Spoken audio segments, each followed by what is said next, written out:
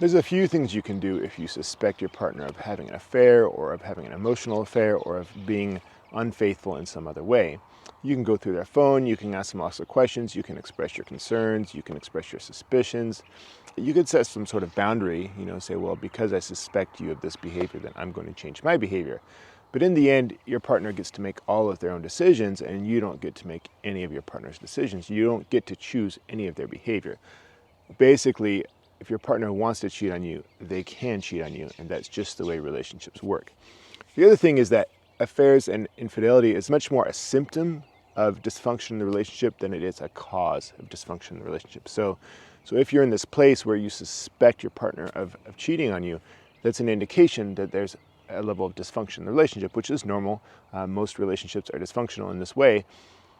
And it's an indication that there's room for both of you to do some work on improving the relationship, improving how well you show up in the relationship, how well you take care of yourselves, and how well you treat each other. So if someone comes into my office who suspects their partner of cheating, I would tell them to focus on their partner's behavior when they're together.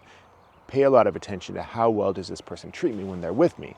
Because when that person's away, you really just don't know how they're behaving, but you do know how they're behaving when you're together. So focus on that and notice, how well does this person treat me? Now, you can notice that, but you can't change that. So the reverse is, how well do I treat my partner?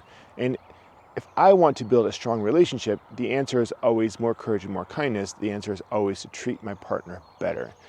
If I need to leave the relationship, then I can leave the relationship, but I can leave while treating my partner very well. And if I set a boundary in the relationship that falls short of leaving, it still makes sense for me to treat my partner very well while I uphold that boundary. The instinct a lot of us have is, instead of setting a boundary, to be unkind. And that's incredibly ineffective in improving a relationship. In fact, it does the opposite. It makes things worse.